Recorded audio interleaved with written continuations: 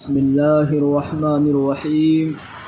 السلام علیکم ورحمۃ اللہ وبرکاتہ۔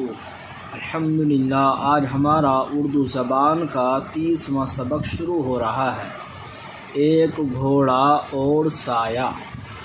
از مؤلف: ایک گھوڑا تھا نہایت عیبدار، اپنے سائے سے بدکتا بار بار۔ اس سے مالک نے خفا ہو کر کہا، سن تو احمق جس سے تو ہے ڈر رہا، جسم رکھتا ہے نہ اس کے جان ہے، تو بڑا ڈرپوک اور نادان ہے، یعنی ناسمجھ ہے۔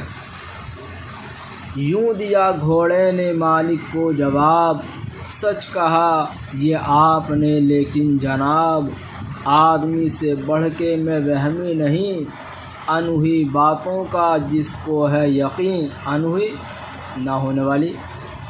بھوت کا قصہ کہانی کے سوا کچھ نشاں گھر میں نہ جنگل میں پتہ، بھوت سے ڈرنا بھی کوئی بات ہے، کیا ہی وہمی آدمی کی ذات ہے۔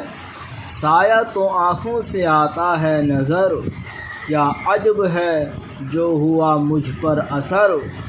اپنے دکھ کا کیجیے اول علاج، دوسروں کا پوچھیے پیچھے مزاج۔ عیب خرابی، خفا ناراضگی، اثر نشان علامت۔ الحمدللہ، آج کا ہمارا سبق مکمل ہوا۔